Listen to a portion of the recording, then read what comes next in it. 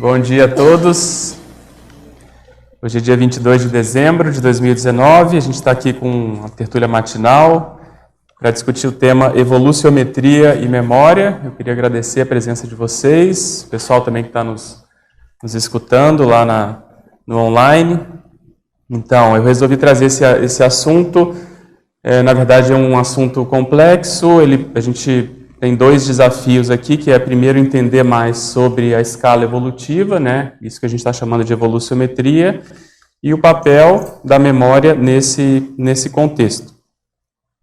Então, eu digo que é um desafio porque desde que a escala evolutiva foi proposta, a gente sempre viu o professor Valdo tendo que explicar, né, o porquê daqueles patamares, o que caracteriza cada patamar. Mesmo assim, é difícil da gente entender na prática. Então, o objetivo é a gente tentar, com o debate aqui uns com os outros, a gente tentar esclarecer mais isso. E aí, depois que há um entendimento básico, a gente inserir quando e de que modo a memória entra nesses patamares, nesses parâmetros evolutivos, né?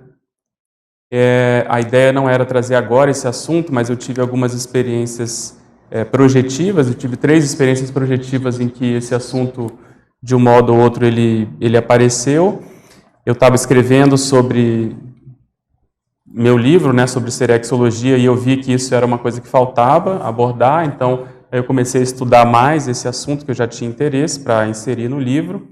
Eu tive alguns feedbacks no curso da Megagescom, né, da Uniescom, sobre esse processo de evoluciometria, para a gente tentar destrinchar mais. E também, recentemente, na assessoria de Holokarma, lá com a Lu, a gente viu a necessidade de trazer mais esse assunto para a gente poder entender mais essa condição. Então, essas foram as motivações pessoais de trazer esse assunto agora, né? E eu acho que é bem interessante, a gente está no final do ano, então é sempre uma oportunidade de fazer um balanço, né? Um balanço evolutivo, onde que a gente se encontra na escala, como que está essa situação. E aí, para a gente fazer isso na prática, não tem outra forma senão a gente fazer comparações, porque olhar na escala evolutiva, né, você vê lá o desperto, o projetor, o EPICOM, como é que isso funciona na prática, né? Por que essa pessoa é isso e a outra é aquilo? Então, é bastante complicado você categorizar uma pessoa, né? Então, toda classificação, toda taxologia, ela é limitada porque você tem que ver a predominância ali do patamar em que a pessoa se encontra, e aí você deduz que essa pessoa se encontra nessa condição. Então, para isso, a gente tem que estudar muito esses parâmetros, esses indicadores, né? Quais os indicadores que mais caracterizam cada nível evolutivo? E aí a gente tem alguns recursos que são exatamente fazer essas comparações. Só que quando você faz comparações, isso é muito chato, porque você está comparando, né, pessoas, então isso é polêmico.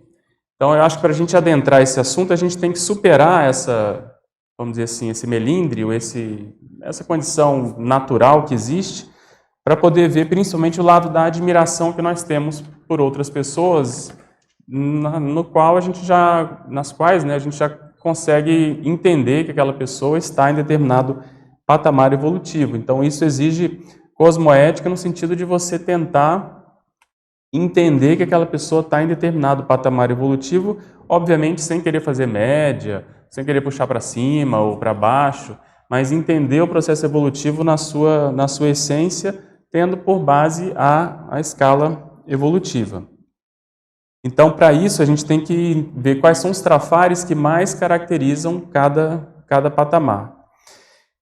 A gente tem várias experiências sobre isso, mas algumas me marcaram bastante. Quando a gente estava no conselho de EPICONs, ainda não havia tantas pessoas, e havia algumas pessoas entendiam, por exemplo, que o EPICON da escala não era o EPICON do conselho.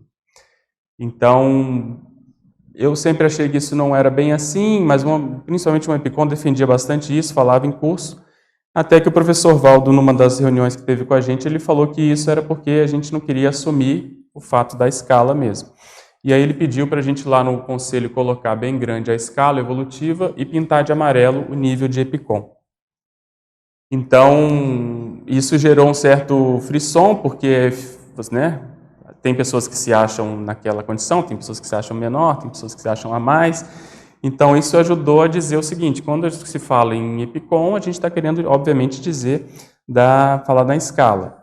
A mesma coisa aconteceu quando os amparadores pediram, né, falaram que já a dispersidade poderia ser alcançada em 3 anos também. Isso gerou um burburinho. Quando se fez o PROAD, que é o Programa de Aceleração da Dispersidade, que é um trabalho em grupo, um curso em grupo, em que as pessoas passam basicamente na condição de consciência cobaia para ver se estão ou não na condição de desperto, em que percentual. Isso também gerou bastante dificuldade, porque há uma tendência da gente idealizar situações, né? Idealizar o serenão, idealizar o desperto, idealizar o evoluciólogo, e a gente vai vendo na prática que às vezes não é bem assim. Você precisa quebrar essas tendências que nós temos até para tirar o corpo fora, e isso foi feito em grupo, né? Eu participei da primeira turma e havia realmente no começo uma dificuldade das pessoas de admitirem que alguém fosse desperto. Então, isso foi mudando para a gente ter uma abordagem contrária, ver o que falta para a pessoa ser desperta, né? Tentar estimular a pessoa a assumir certas condições para ela, de fato, se manifestar como desperto. Então, nós temos que avaliar a nossa condição e ver. A gente já está aqui há algum tempo, né? A maioria já há algumas décadas aqui, e às vezes ainda não se posicionou de fato com relação à escala.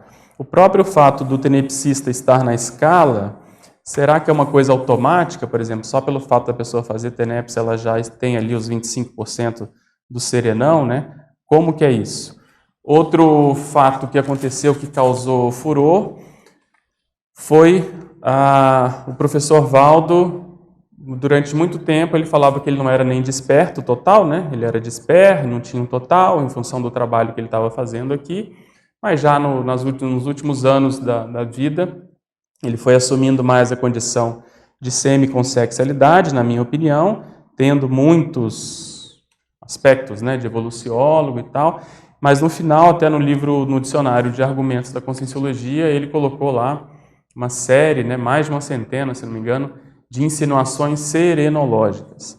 Então, isso também causou muito rebu, porque as pessoas achavam que, por um lado, ele estava, né, se vangloriando demais, se colocando lá para cima. Outras pessoas achavam que ele já era um serenão, mas o que fica, pelo menos para mim, é que a escala ela é um pouco dinâmica, existem essas predominâncias e essas insinuações em que você pode ter manifestações de um patamar acima, mas a sua manifestação básica às vezes está um pouco mais abaixo. Então, saber isso, esses parâmetros, ter isso claro, né, ver quais são os parâmetros que funcionam melhor para a gente se classificar, é o que é o nosso objetivo aqui. E aí, ao longo da escala, quando a gente pensa na escala, eu começo a pensar porque se você olhar para a escala, você não tem ali um patamar que é claramente dedicado ao processo da memória, né, da holomemória, do acesso holomnemônico. Então, eu comecei a pensar quando que isso acontece de modo mais ostensivo, né, se é que isso é um patamar, é um indicador bom, um indicador importante. Eu vou tentar provar que eu acho que sim, em função dos próprios escritos do professor Valdo. Então é inevitável a gente fazer essas comparações, né, de base cosmoéticas, obviamente sem denegrir, sem desabonar, sem rebaixar, porque quando você compara e vê que esse é melhor, você às vezes está botando o outro para baixo, mas a ideia não é essa, porque esse aqui pode ter coisas que esse outro não tem. Então, conseguir fazer isso sem esses melindres, eu acho que a gente consegue, vamos dizer, caminhar mais na teoria, né, do processo da evoluciometria. Outra coisa interessante que a gente observando a manifestação, a minha manifestação, a manifestação do grupo, a gente às vezes vê que existe um trafar, às vezes, que funciona como uma âncora realmente para a pessoa e que se ela mexesse ali, ela poderia galgar, às vezes, 1 ou 2 patamares na escala. Então, a gente pensar em termos de estratégia conscienciométrica ou consciencioterápica, ou modo como a pessoa vai abordar a sua autopesquisa para ela poder assumir determinados patamares, eu acho que isso realmente faz diferença. Aí entrando nas ortopensatas do professor Valdo, para a gente poder entrar mais no assunto, na primeira aqui que fala de escala, ele diz o seguinte: tudo que você pensar pequeno sobre si próprio ou sobre os outros tende a desaparecer em função da evolução consciencial. Então vejo que essa é uma tendência nossa, às vezes, de pensar pequeno, né? É necessário se admitir o atual nível evolutivo e reciclar para melhor, começando por pensar grande. A mudança de patamar da escala evolutiva por parte da consciência exige mais reciclagem que o normal ou a mediocridade, a começar pela vivência da autolucidez. Então veja, o que vocês entendem por isso, né? Algumas coisas eu tiro de conclusão aqui rápida. Primeiro, isso, a nossa tendência de pensar pequeno, né? Ele fez todo um esforço de falar em cosmovisão, em pensar grande, tinha isso anotado lá no Lociclo, justamente para obrigar, não só ele, mas a gente a pensar de um modo mais cosmovisiológico. Outra coisa, você assumir esse patamar da escala, então a gente tem que ter essa noção. A gente fez esse final de semana passado, né? A gente fez um trabalho na Consecutivos de algumas variáveis com todos os voluntários, para a pessoa saber qual é o seu megatrafor, megatrafar, retrosenha, materpensene, e eu acho, a gente está propondo isso lá para o DAIBET, para a gente incluir alguns outros níveis, algumas outras variáveis, uma delas é essa, qual é o seu patamar na escala evolutiva. Pode ser por hipótese, mas a pessoa tem que ter segurança com relação a isso. Então veja, ele fala aqui, para você pensar em mudar de patamar na escala, você tem que ter um nível de reciclagem maior, tem que ter um nível de recim maior e um processo de lucidez. A lucidez ela é interessante porque é paradoxal. Por um lado, você tem que ter lucidez do seu nível, né, do nível que você está, para você até assumir as responsabilidades daquele nível, mas também a lucidez, quando você tem a lucidez, você já, por tabela, sabe o que você não é. Então, você tem lucidez do que você não é. Então, eu sei que eu não sou, sei lá, uma semiconsex por causa disso, disso, disso. Então, você tendo isso muito claro, ajuda quando você justamente quer superar. Outro aspecto é não se satisfazer com o atual patamar em que a pessoa se encontra. Eu lembro aquele conceito da ProEx, que é Magno ProEx, em que muitos de nós, muitas vezes no curso intermissivo, programou, né, se desse tudo certo, tentar justamente mudar de patamar na escala. Então, aquilo às vezes está dentro da ProEx da pessoa, então ela vai fazer todo o esforço para ela sair da condição, vamos supor, de tenepsista, para a condição de epicom, para a condição de desperto, até que ponto ela teria que assumir a desperticidade nessa vida e tentar ir além. Então, se a gente não tem isso, né, na nossa mente, no dia a dia, no cotidiano, o tempo passa e a gente vai se acostumando com esse patamar em que a gente se encontra. Como aferir o nível de lucidez? Porque ele fala aqui, a começar pela vivência da autolucidez. Então, como você disse que uma pessoa é mais lúcida do que a outra, né? Ou não? Quer dizer, a lucidez ela tem um aspecto não só mental somático, da pessoa que tem uma boa elaboração mental, mas você tem que ver a lucidez da pessoa pelas escolhas que ela faz, pelo nível de discernimento que ela tem, pelo exemplarismo. Então, isso é que vai conjuminar com essa condição. Então, essa pensata eu resumi assim, a gente tem que ter a nossa rotina do dia a dia, que é a nossa produção, mas a gente tem que ter alguns desafios visando a assunção de novos patamares. Esses desafios eu separo, às vezes, em desafios parapsíquicos. Vamos supor, quando eu fui dar o primeiro curso de campo, foi um desafio. Quando eu fui dar o ECP3, eu já tinha experiência de ECP2, mas não de ECP3, aquilo é um desafio. Quando você vai escrever, pode ser um desafio intelectual, quer dizer, a pessoa que nunca escreveu um verbete, ela põe aquele desafio, ela pode botar o desafio de escrever 10 verbetes, 100 verbetes, escrever um livro, escrever um tratado. Então, eu acho que dessa forma a gente funciona melhor. O processo da TENEPS, ou o desafio assistencial, a mesma coisa, quer dizer, como que esses desafios podem nos motivar a sair dessa rotina, a sair desse patamar. A outra pensada que ele coloca aqui é justamente sobre a autoevolutividade. O ato de assumir intimamente, com autocrítica máxima, a real condição evolutiva ou o nível exato do posicionamento pessoal na escala evolutiva das consciências gera efeitos evidentes sobre a consciência. Por exemplo, sobre si mesma, sobre porção considerável de pessoas, sobre rotinas, sobre manuscritos biográficos e, acima de tudo, sobre as responsabilidades proexológicas. O mais relevante é a verificação do nível exato da qualidade de tais efeitos. Então, veja, eu penso que às vezes a gente não assume, e quando eu falo assumir não é para ficar, obviamente, se vangloriando, ou colocar numa camisa, sair por aí falando, mas é a pessoa intimamente ela assumir esse nível. Por que a gente não assume? Às vezes justamente por causa desses efeitos, quer dizer, vai gerar problema, vai dar mais responsabilidade, as pessoas vão questionar, então a gente acaba tirando o corpo fora. Então isso gera inveja, gera, né, contras, por outro lado pode gerar aplausos, então é difícil você lidar realmente com essa temática, mas eu vejo que a gente tem que furar essa bolha, tem que assumir isso. Outra casuística que a gente tem, que é bem clara com relação a isso, é que o Conselho de Epicons, o maior, vamos dizer assim, a maior dificuldade, a maior fonte de debate dentro do Conselho, há um tempo atrás, era como convidar alguém, como saber que aquela pessoa está pronta. Você tinha que fazer justamente essa avaliação, se a pessoa já estava naquele nível, é muita responsabilidade, porque às vezes você pode botar uma pessoa de modo prematuro, aquilo pode ir contra a pessoa. Então, essa dificuldade, principalmente em grupo, de você falar que essa pessoa está pronta, gerou muita dificuldade no conselho, tanto que o conselho era muito criticado por isso, tanto que o professor Valdo era um dos que mais colocavam pessoas no conselho e assim por diante. Isso foi sanado em função de uma metodologia que foi feita e as coisas andaram melhorando, mas caracterizou bem essa condição. O próprio PROAD, que eu falei também, ilustra isso, quer dizer, quando a pessoa se assume um desperto, nossa, mas se a pessoa é desperta, então o que eu sou? Mas aquela pessoa desperta, né, gera assim, sério? Ela falou que é desperta? Pô, mas aí, né, então, e eu, né?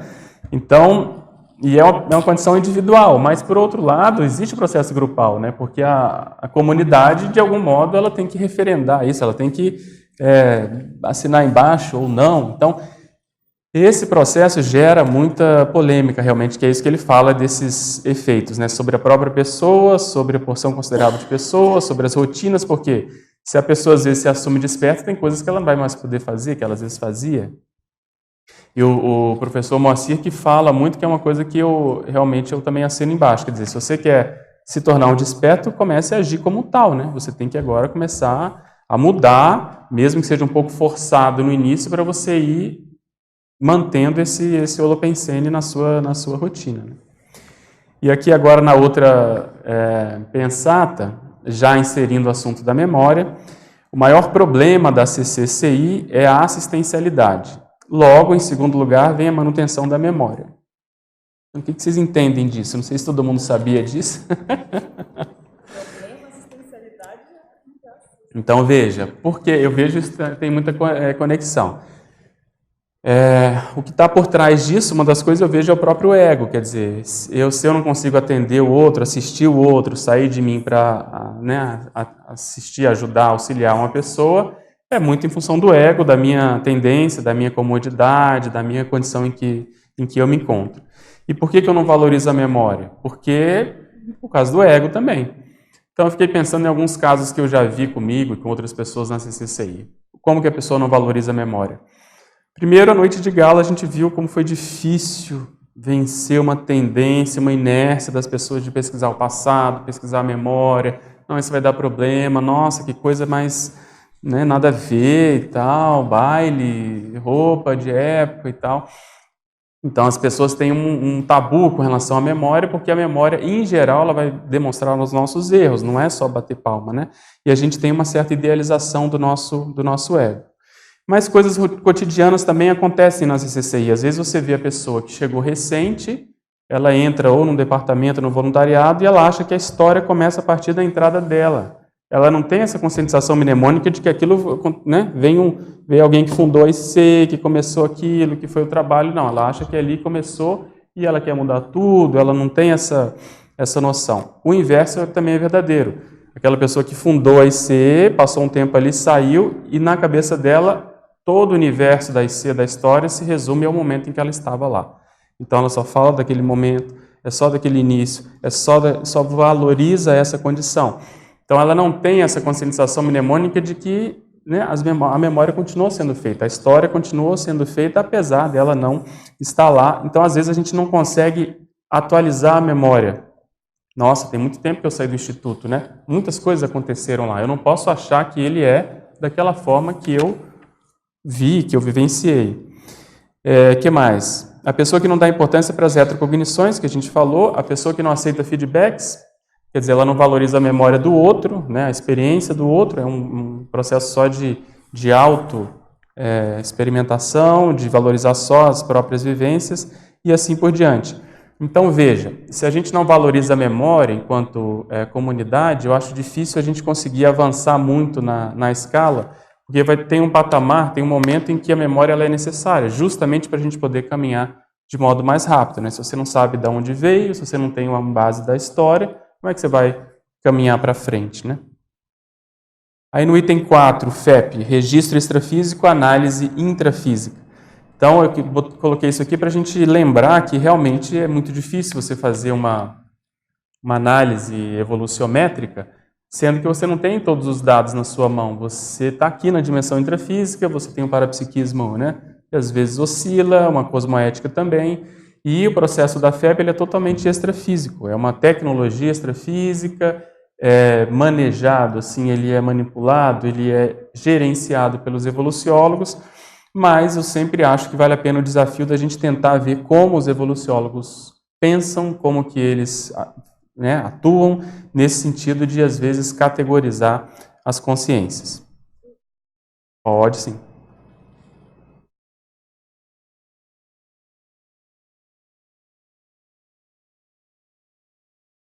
Muito aqui, senão vai ficar...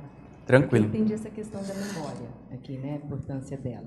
Eu não entendi foi essa relação de quase causa e efeito aqui nesse logo. Aqui, se a primeira, o maior problema é a assistencialidade, qual que é a relação? Então, esse logo, o segundo lugar, vira memória. Por que essa... A pessoa às vezes esquece que, vamos supor, eu não atendo uma pessoa, eu viro a cara, eu tenho alguma dificuldade com ela, ela esqueceu que às vezes ela contribuiu para a pessoa ser assim, ela tem pendência com a pessoa. Então, a assistencialidade e a memória andam super, entendeu? De mãos dadas.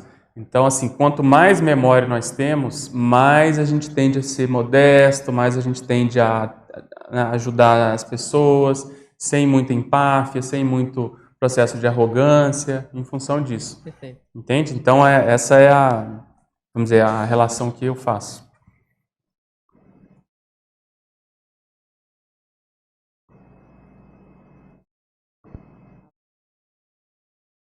Tá amarelinho? Segura ele assim, ó. Alô, alô? Alô? Tá saindo? Tá saindo? Dá para ouvir? Agora sim. Quando eu vi essa questão da assistência e memória, eu pensei logo na questão me veio à mente o livro dos credores, grupo kármicos, né? Então, você começa a ter gratidão quando você tem memória das pessoas que te ajudaram, né? Então, memória e assistência muito próximo, né? Você vai desde quando você nasceu até hoje, se você repassar as pessoas que te ajudaram, né? É um exercício de memória e de gratidão.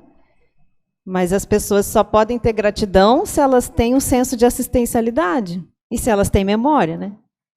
Então, uma coisa está interligada com a outra, né?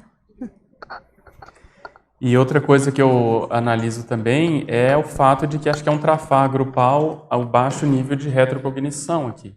Então, o professor Valdo batia muito nessa tecla, né? E ele deixou isso escrito e falava bastante que na próxima intermissão a tendência, né, de muitos que forem lá para liderança interassistencial é dar mais valor justamente para a memória. Então, eu acho que baixando o egão, aumenta a mnemossomática, aumenta a memória. Então, veja, nessas abordagens da evoluciometria, a gente tem que lembrar desse gap que existe, né? Quer dizer, uma pessoa aqui, ela pode se manifestar às vezes no nível mais baixo do que ela é realmente na dimensão extrafísica. Existe essa condição, né? Existe esse gap. Existe o processo de hipomnésia, quer dizer, a gente esquece da nossa manifestação. Existem os processos de camuflagem, de proexes específicas. Às vezes a pessoa está fazendo uma proex específica lá, igual o evoluciólogo lá, por hipótese, que está lá na Finlândia, na Suécia, sei lá, fazendo um trabalho na ciência convencional, aquilo é trabalho específico.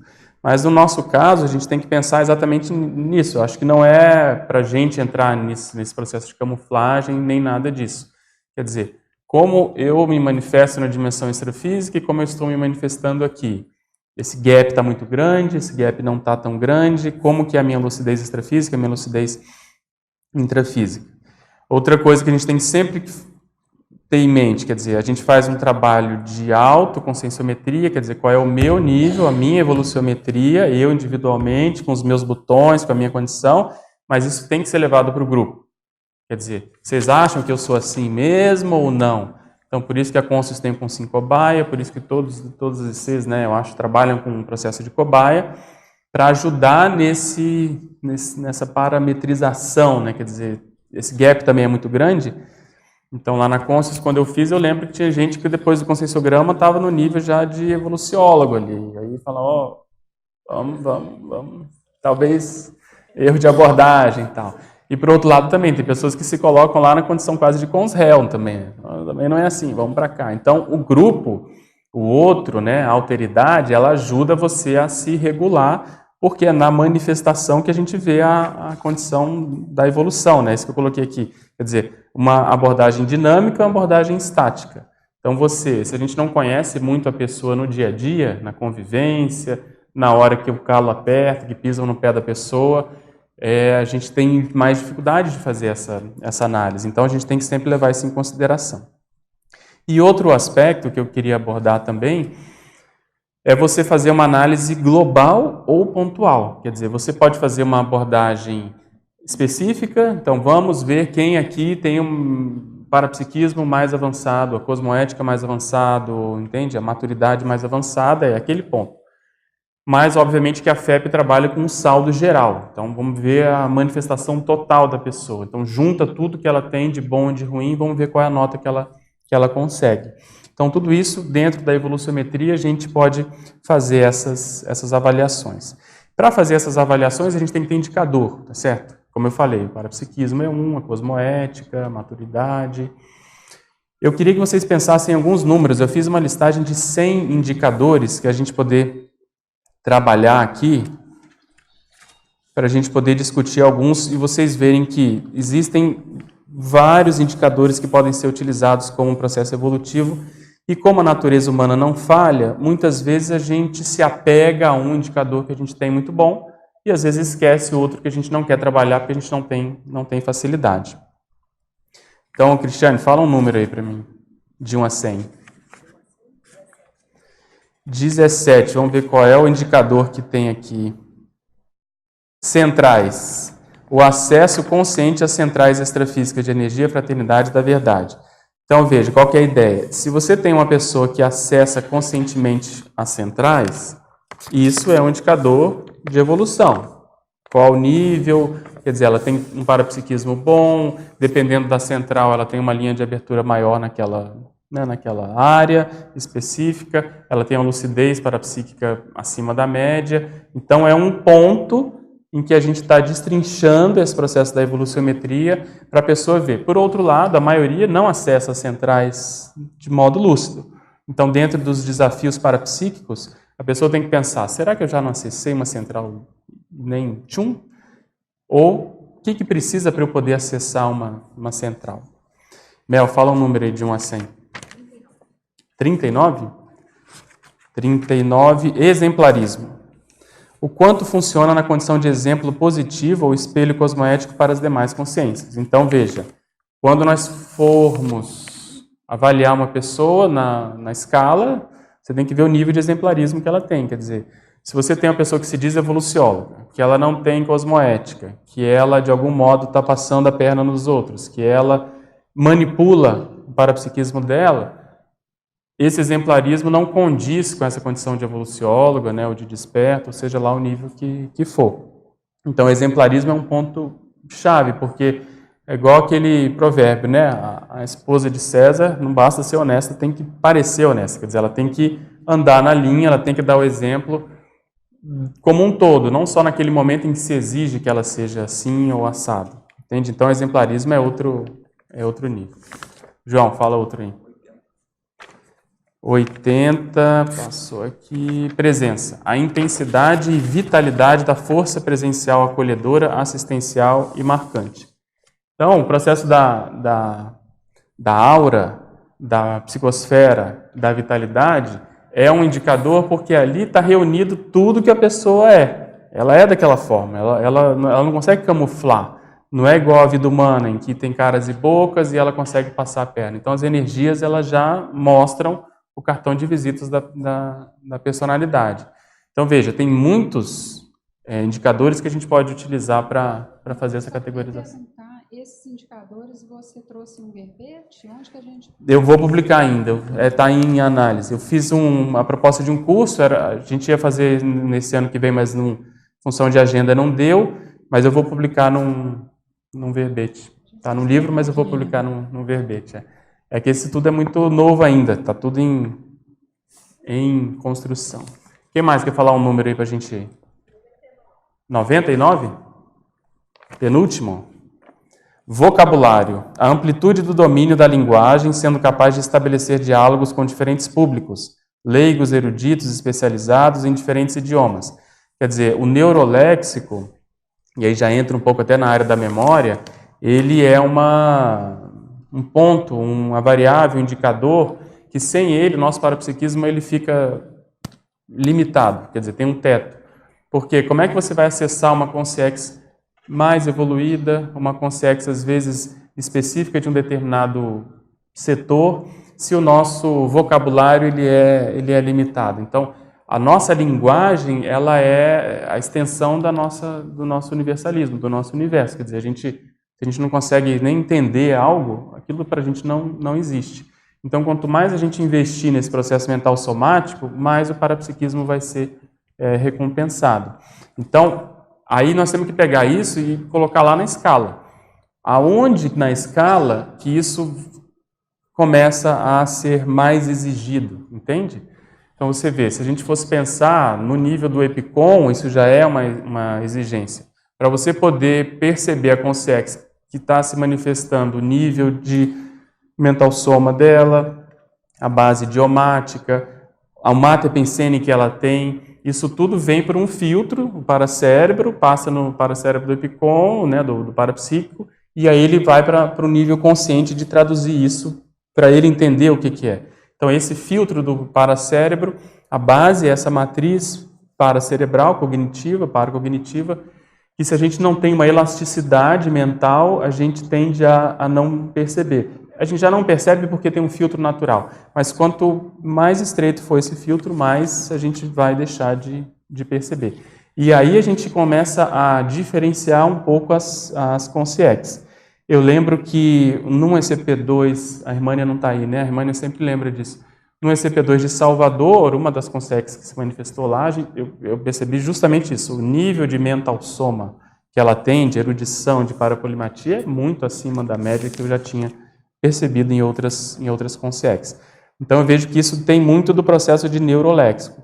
Quem é mais poliglota, quem é mais erudito, quem é mais, vamos dizer assim, parapolímata, mais tem essa condição. Dentro disso também estou lembrando aqui que lá no evoluciólogo, né, falando da escala evolutiva, um dos critérios assim, mais valorizados, né, que o professor Valdo trouxe bastante, é o processo de associação de ideias, né, do neuroléxico analógico. Então, isso por quê? Justamente em função dessa necessidade de compreender vários universos conscienciais, lidar com consciências muito atrasadas e muito adiantadas. Então, isso é uma necessidade que a gente vai tendo ao longo da evolução. Isso aqui aparece até em outros números aqui.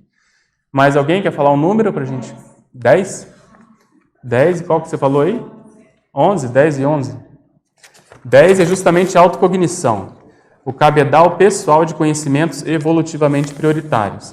Isso aqui foi em cima do lance porque o nível do conscienciólogo, que é uma das coisas que a gente menos entende, porque o conscienciólogo está entre o EPICOM e o desperto.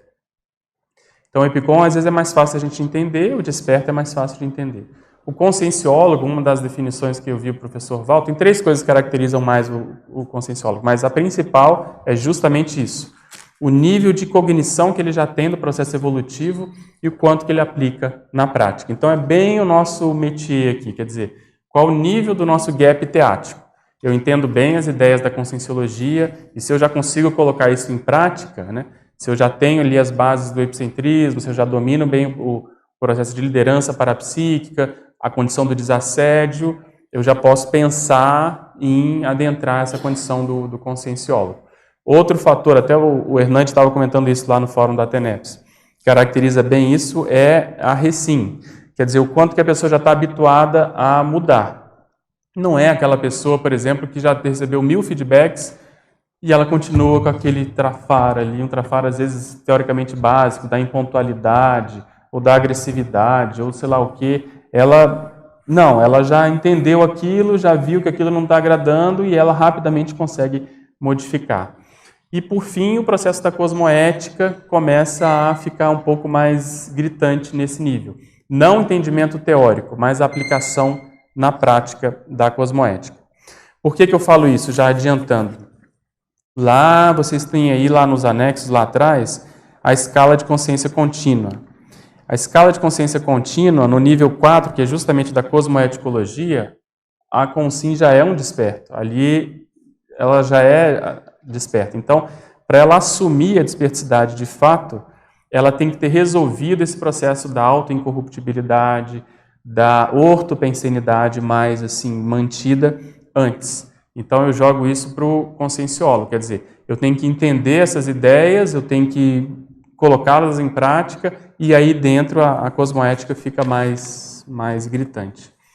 Número 11, que vem na sequência, autodefesa, a manutenção de para-imunidade ostensiva não vivenciando ordinariamente acidentes de percurso parapsíquicos. Então aqui já é bem do desperto.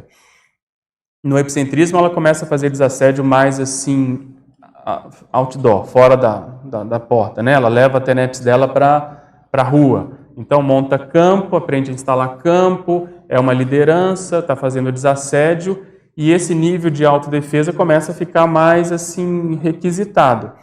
E ele vai treinando isso até chegar na condição da desperticidade, que isso tem que estar full, né? O desperto, a característica essencial dele é exatamente essa, quer dizer, ele é muito assediado, mas ele não sofre essas influências do assédio. Então, a autodefesa é um ponto que a gente tem que avaliar. Qual é o meu nível de autodefesa? Como é que eu sei isso? As assins e desassins, os acidentes de percurso, maiores ou menores, como é que a minha vida está sendo, né, conduzida, quais são as áreas em que eu tenho mais abertura, menos abertura. Então, avaliar o nível de autodefesa energética está diretamente relacionado a quem, de algum modo, tem interesse em ser EPICOM, em chegar na condição profissional da desperticidade. 21. Comunicabilidade. A versatilidade comunicacional assistencial, incluindo as formas escrita, laringochacral, né, que são aulas, coloquialismos, e a parapsíquica, quer dizer, a sinalética, os parafenômenos e a paratelepatia. Então, você veja, a comunicabilidade ela tem que ser avaliada no todo.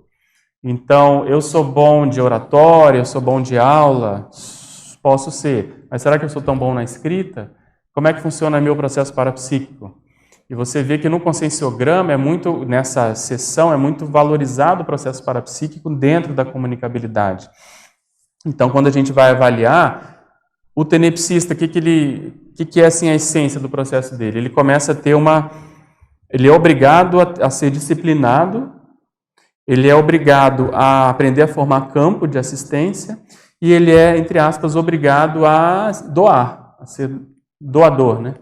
Então a gente brinca que tem pessoas que começam a TENEPS assim, né?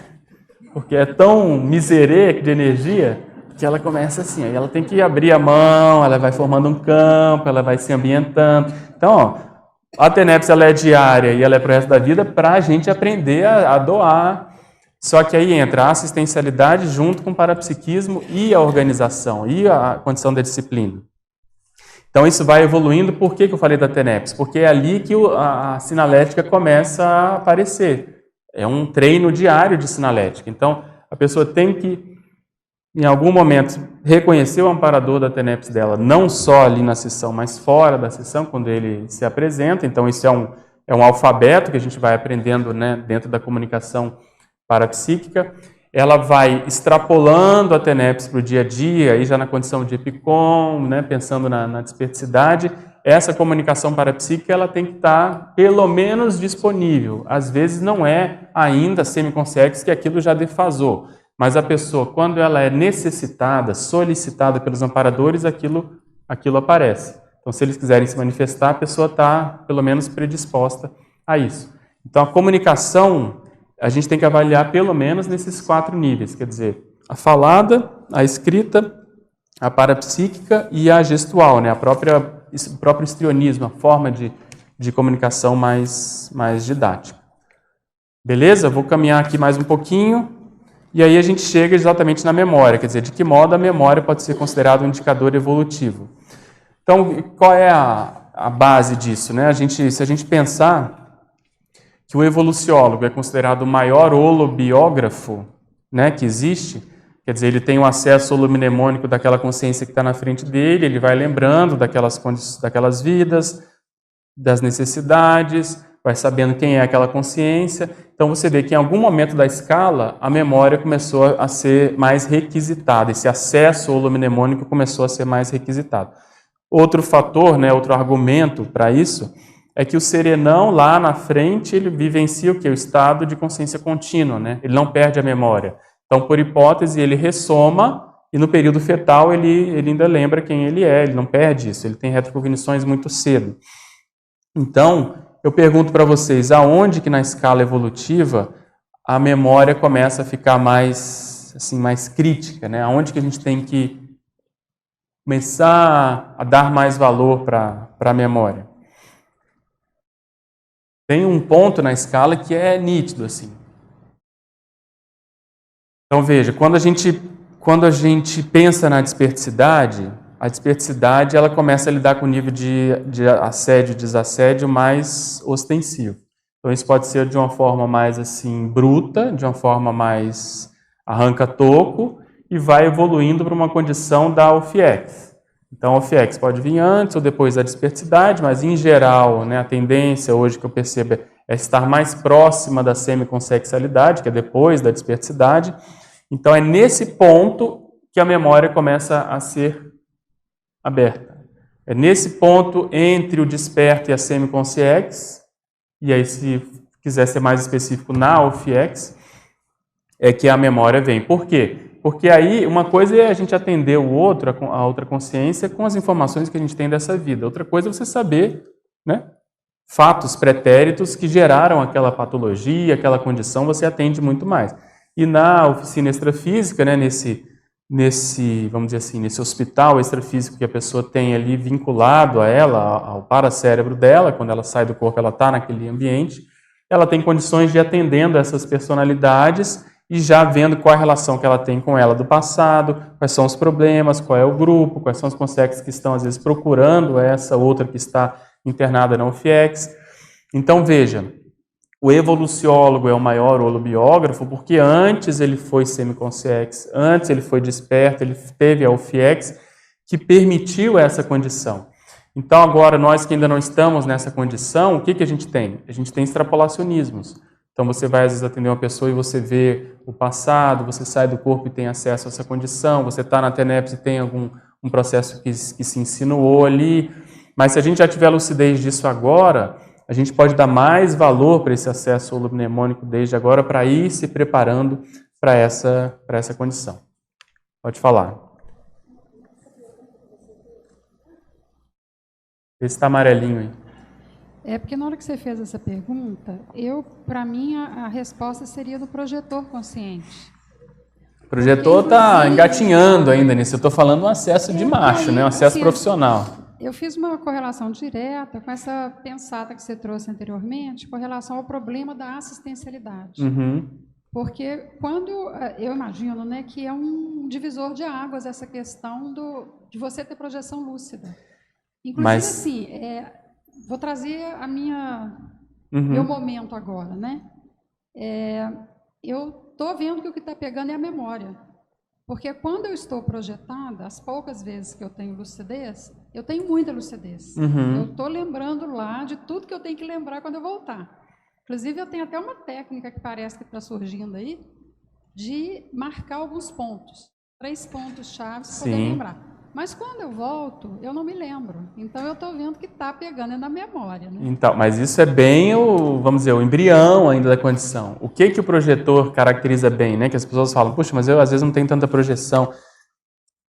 O nível do projetor é exatamente intimidade maior com a descoincidência, quer dizer, você sair do corpo e entrar, você ter experiência extrafísica, você começar a valorizar a memória nesse aspecto, mas isso ainda é rudimentar perto do ofexista que, além de sair do corpo lucidamente, ele acessa a holomemória do assistido, ele vê a conexão com ele às vezes se transfigura conscientemente para atender a pessoa, ele volta com aquela informação.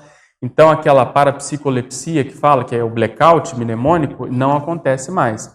Então, você está vivenciando exatamente o padrão ali do projetor. Quer dizer, se pegar com isso, com a mudança de dimensão, quer dizer, a gente volta para o corpo e esquece. Aí a gente tem que fazer técnicas, às vezes a gente tem que... Ontem a gente estava discutindo isso no verbete aqui. Tem que anotar, levantar e anotar na hora, quer dizer, acordou no meio da madrugada, venceu o sono para ir lá e anotar, senão vai perder mesmo assim. Então a memória começa aí, mas é tudo ainda incipiente. Eu estou falando quando assim profissional. Aí o profissional, na minha avaliação, é mais na dispersidade para frente, principalmente a partir da UFIEX. Mas obviamente que tem essas insinuações. Você ia falar? Até um pouco assim da mesma dúvida da Lígia, mas eu fiquei com a impressão de que você está tratando de tipos diferentes de memória. Então, que a memória prioritária do ponto de vista do indicador evolutivo seria uma memória mais de longo prazo, ou longuíssimo prazo, se a gente pensa em holomemória de outras vidas e tal. E, nesse sentido, é uma memória mais recente. Então, assim, é um processo de aquisição de memória que a gente, de repente, está trabalhando nesse nível para que a gente tenha um acesso a memórias mais antigas, é isso? Quer dizer, uma embasa a outra. Se eu não lembro as minhas experiências projetivas, fica muito mais difícil eu ter acesso às experiências holobiográficas. Então, é exatamente isso. Quer dizer, eu tenho que valorizar tanto a memória física do ponto de vista do cotidiano mesmo, né? Aquilo que a gente tem, os nossos lapsos de memória, o processo contemporâneo, quer dizer, sair do corpo, ter uma experiência agora e voltar, que é isso que ela está falando. E isso é que vai embasar eu conseguir acessar mais a holomemória e aquilo não me perturbar. Quer dizer, eu saber quem foi quem e eu conviver bem com isso, eu entender que agora é um momento, que aquele momento lá atrás foi outro, que a pessoa me prejudicou, que eu prejudiquei, que eu fui isso, que eu fui aquilo. Esse nível de acesso é que, na escala, parece que ele é um pouquinho mais para frente. Justamente porque a gente tem que ter uma base mais assentada. Então, a gente fazer esse trabalho, investir no processo da memorização, da forma como a gente compreende a nossa memória física, vai impactar na maneira como a gente se relaciona com a nossa holomemória? Isso vai ter Exatamente. Exatamente. A gente vai conseguir, de certa forma, acessar... Assim, a gente investir em técnicas mnemônicas mais voltadas para o cérebro vão impactar no acesso da memória que está no paracérebro? Vão, porque para o paracérebro passar para o cérebro, fazer tipo um download, essas sinapses do cérebro elas têm que estar bem azeitadas ali, bem tudo certo, entendeu? Então, se a gente não liga para isso, se a gente não investe em anotação, em leitura, sabe, em reflexão, em valorização desses processos, é mais difícil dessa memória dela conseguir aparecer, dessa memória mais full, assim, dessa memória mais em bloco do passado. Então, dentro do processo evolutivo, é inevitável essa assunção, né? Você conseguir acessar essas memórias. Pode falar. Eu estava pensando assim, no meu nível, né? Como que eu posso trabalhar a questão da memória?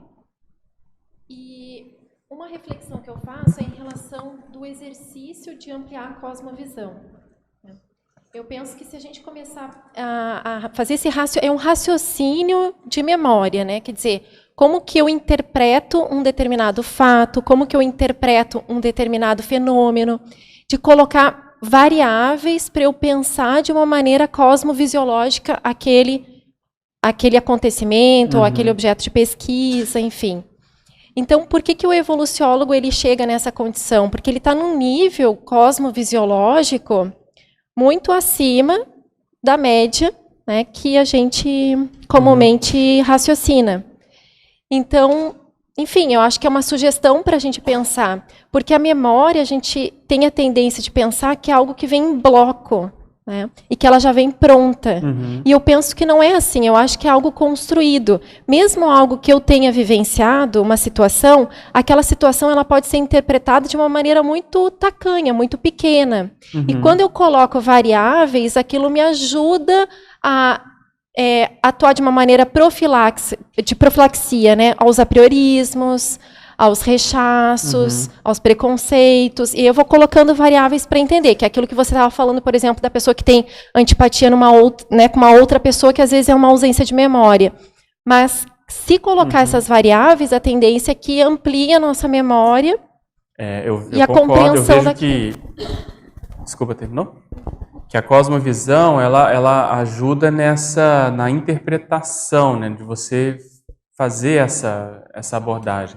Mas precisa inserir aí um processo, para chegar no acesso ao volume mnemônico maior, um processo parapsíquico, quer dizer, a gente tem a cosmovisão, mas precisa do parapsiquismo para, de algum modo, acessar um pouco mais de informação, quer dizer, você fazer isso.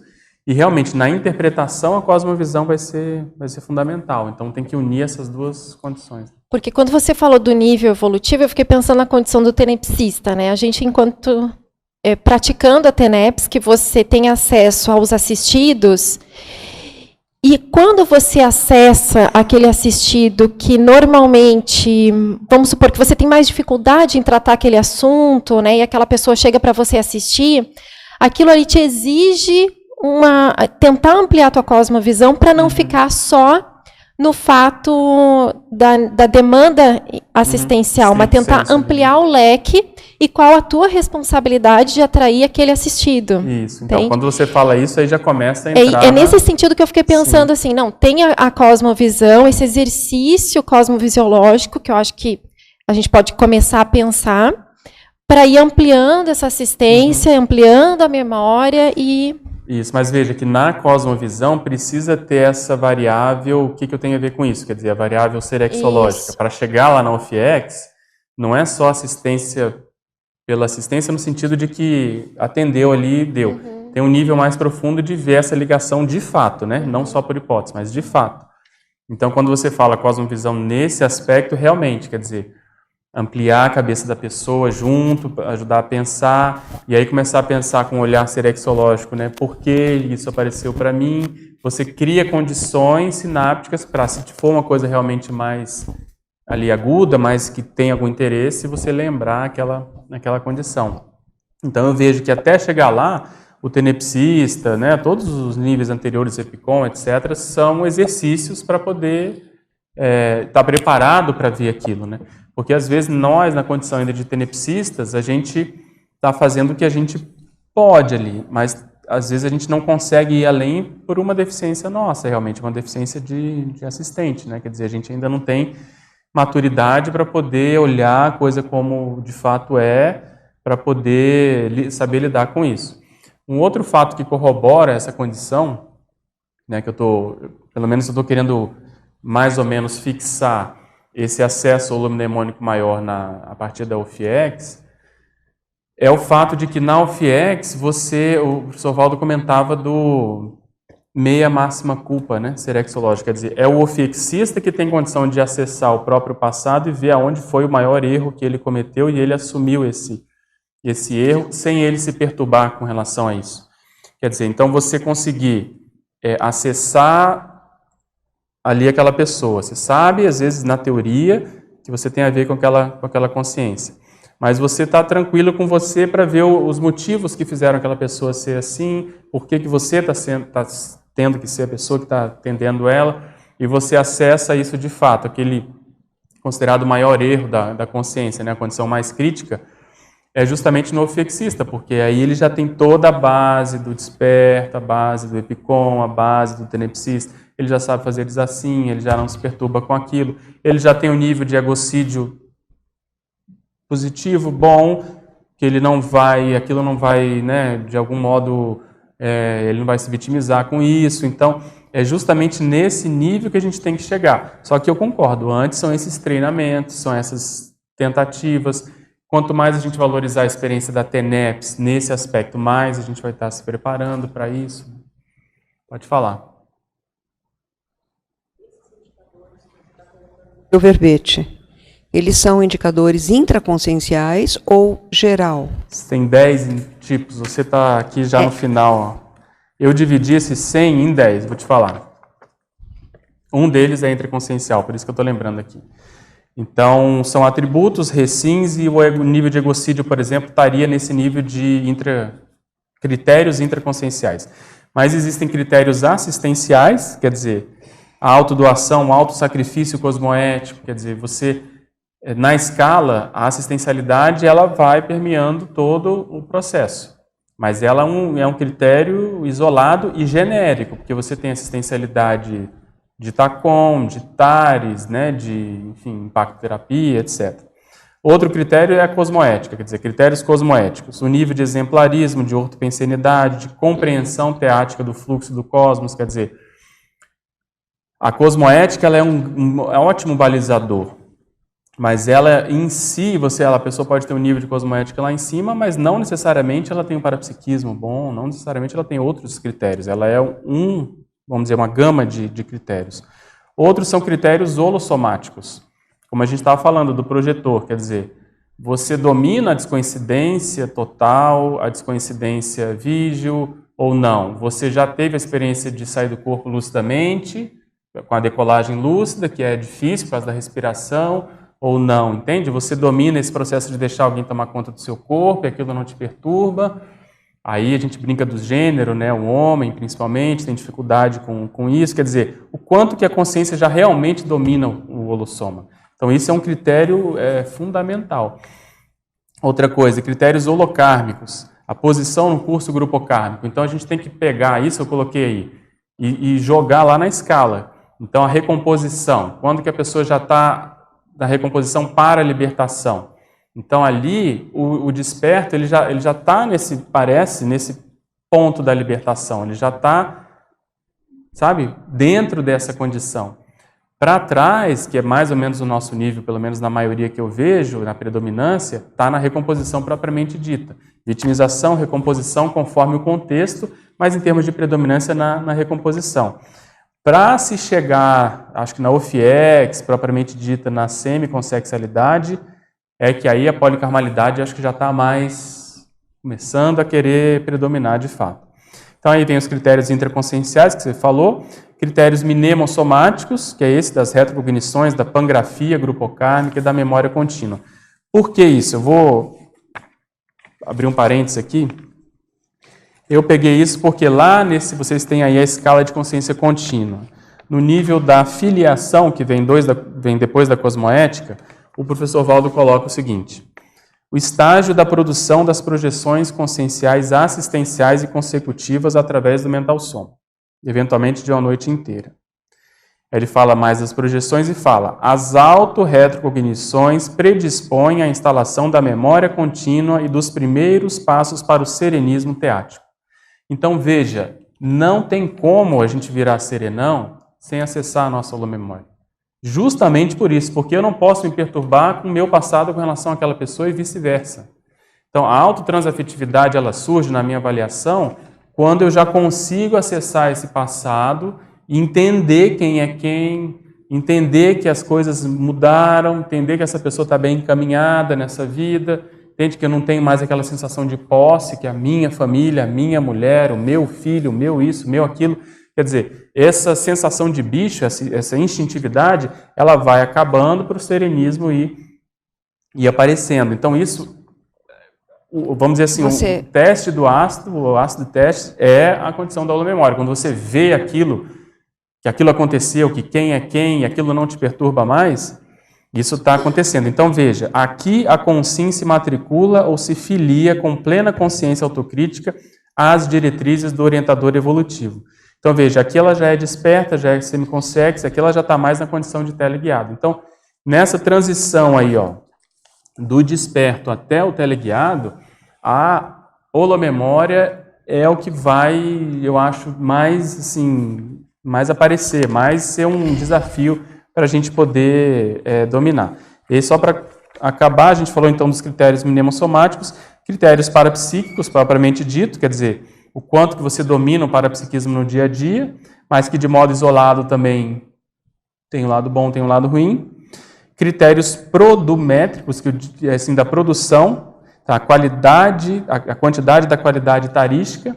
Então você vê, não adianta nada eu ser muito bom nisso tudo se a minha produção não é boa, se eu não, na hora de realmente produzir na ProEx, na hora de colocar a mão na massa, eu tirar o time de campo. Então você tem que ver se aquela consciência, que às vezes tem um nível da evolução, quando ela ressoma, ela consegue se engajar em algum processo de ProEx maior.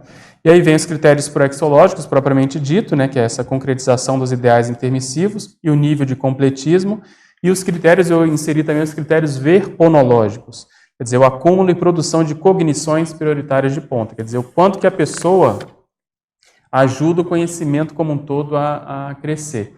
Então, ali já não é mais um processo dela, ela está colocando aquela informação para os cosmos, né? Já é um processo mais policármico. Então, ela está propondo ideias avançadas para serem testadas, para serem, de algum modo, verificadas. Então, são 10 critérios. Você pega os 100, você vai ver que esses 100 se encaixam em 10. Tem uns mais parapsíquicos, uns mais cosmoéticos, uns mais de produção, entende? Uns mais Pedro, você viu essas dimensões que você selecionou? Elas se interrelacionam? Sim, total. Existe uma relação, por exemplo, algum deles que tem pré-requisito, você pensou no sentido de ter, por exemplo, né? Sem isso, não tem aquilo. Sem isso, não tem... Por exemplo, tem uma sequência lógica ou ela é aleatória de acordo com a consciência? A consciência é muito complexa. Ela tem, dentro da própria linha, ela tem esses pré-requisitos que a gente estava comentando. Quer dizer, se eu não tenho a disciplina do tenepsista, de todo dia me preparar para sessão ali da TENEPS, como que eu vou ter a disciplina do ofexista, que tem que estar muito mais disponível? Então você vê, na linha da organização, aquilo tem crescendo. O tenepsista, a formação do campo do tenepsista, do EPICOM, entende? Do ofexista. Então, são ciclos que vão crescendo dentro da própria condição. O nível de reciclagem, por exemplo, a gente estava brincando, né? A pessoa que às vezes recebeu um feedback e fica naquilo, fica e não consegue mudar e ela fica patinando. Então ela tem que chegar num nível em que aquilo é rápido. Ela percebeu que ela não entende que aquilo não está bom, ela muda de uma hora para outra. Então essa condição vai num crescendo também. E ele tem, porque eu vejo assim, a escala ela tem aspectos quantitativos e qualitativos, né? Exatamente. Ele é um processo depurativo também, né? Que você vai... E uma coisa que você está fazendo eu pensar aqui, que é interessante, o que vem antes, o que vem depois, é justamente a holobiografia. Quer dizer, a raiz daquela consciência, onde ela tem mais experiência, é o que vai dizer qual é o megatrafor mais hipertrofiado. Então, a pessoa às vezes tem um parapsiquismo muito bom, mas ela tem pouca experiência, às vezes, sei lá, intelectual, às vezes com a cosmoética. Mas isso é por quê? É porque ela já vem daquela linha. E o contrário também. Às vezes a pessoa é intelectual, muitas vidas, mas o parapsiquismo ela não tem tanta experiência. Então, na hora que você bate um raio-x, uma foto, né, faz um congelamento, você vai ver um conscienciograma, quer dizer, você vai ver aquele bicho meio vai ver, às vezes a roda fica meio aquele negócio hipertrofiado, aquele negócio meio atrófico ainda. Então, aí vai dar a média, que vai dar uns 35%, pode dar 40%, mas o interessante é a pessoa ter a noção desse processo de atacado, quer dizer, eu tenho que ter a abordagem comigo e com os outros no atacado. Então, por exemplo, aqui está muito bom, então eu tenho essa intelectualidade muito boa, mas o parapsiquismo não está. Como que eu faço essas coisas, né, conversarem? Como que eu posso melhorar esse processo parapsíquico? Por exemplo, eu escrevi o verbete síndrome da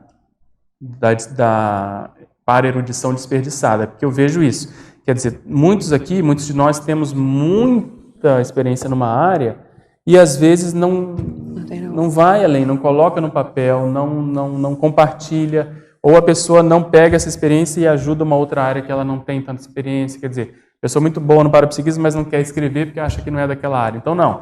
Você tem que fazer o dever de casa, ele é difícil, vem para cá e vai ali, entende?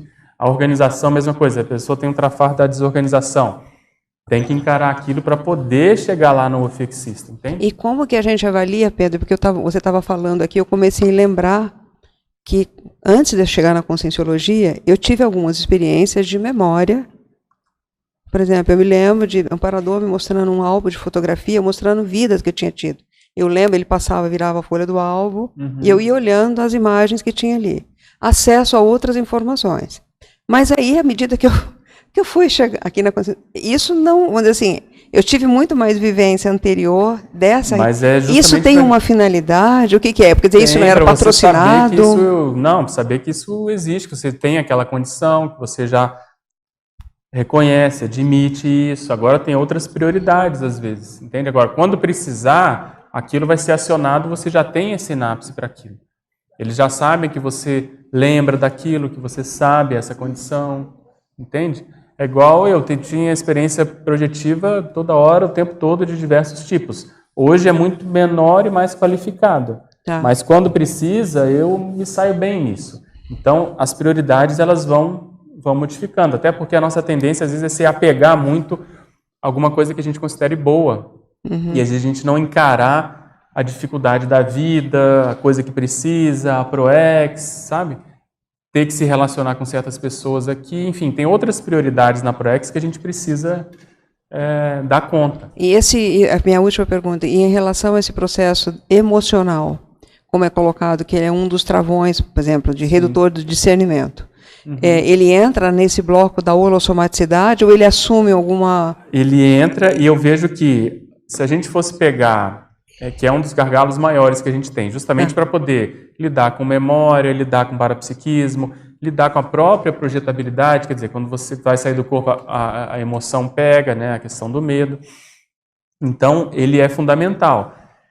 E um dos critérios que a gente pode dizer assim, que é transversal a isso tudo, que a gente é mais seguro de você avaliar a pessoa, que eu vejo é justamente a holomaturidade. Se a gente falar assim, se a gente entender bem o que é a holomaturidade, a gente consegue definir melhor a pessoa. Então, nessa holomaturidade, a pessoa tem que estar com um processo emocional mais bem tranquilo, tem que levar a vida toda de eito, ela tem que ter essa abordagem mais atacadista, não pode ter muito furo. Então, você vê, lá no PROAD, uma das coisas que a gente debatia bastante lá era isso, quer dizer, para a pessoa se assumir desperto, óbvio que o desperto tem trafar, mas na minha avaliação não pode ter muito mega, aquela fissuraça assim, muito gritante que todo mundo já falou para a pessoa, não dá. Por quê? Óbvio, porque os assediadores vão pegar justamente naquele ponto. Então não é que a gente está indo contra a pessoa, a gente está calçando a pessoa justamente para ela não ter um acidente de percurso maior. Então, o processo emocional, muitas vezes, ele vai aparecer nisso, é o quanto que eu ainda sou apegado àquele trafar que eu não quero abrir mão. Então, eu já sei, já me falaram, eu reconheço, mas eu ainda dou um nó em pingo d'água, quer dizer, eu uso a minha racionalidade para justificar aquela autocorrupção, aquele trafar. Então, quando isso é muito gritante, eu vejo que a pessoa empaca ali no máximo no EPICOM, no conscienciólogo, mas para defasar para a desperticidade precisa encarar aquele ponto ali. Porque justamente os assediadores vão entrar naquilo, então não tem nem muito como a pessoa querer ser. Outro fator que é meio paradoxal, né? Porque às vezes a gente fala de escala, é uma coisa transcendente, nossa, parapsiquismo, cosmoética, mas eu vejo que a vida humana, ela é fundamental para a pessoa poder assumir certos compromissos ou certas responsabilidades na escala. Então, se a minha vida humana está, de algum modo, descalçada, como é que eu vou querer fazer mais desassédio, né? Aquilo não vai ter uma base para poder me segurar. Então, você veja, um assunto polêmico, você querer assumir a desperticidade sem uma certa independência econômico-financeira, uma segurança econômico-financeira, fica meio complicado, porque é ali que eles vão mexer e a pessoa, às vezes, vai colocar todo um trabalho por água abaixo. Então, esse raciocínio ele tem que ir tanto lá para frente, transcendente, mas ele tem que ser super pragmático no dia a dia. Quer dizer, como é que eu lido com isso no meu cotidiano? Então vem o processo emocional, a irritabilidade, a condição econômico-financeira, a condição de duplismo. Isso é o que é assim, o beabá para a gente poder pensar em questões de escala.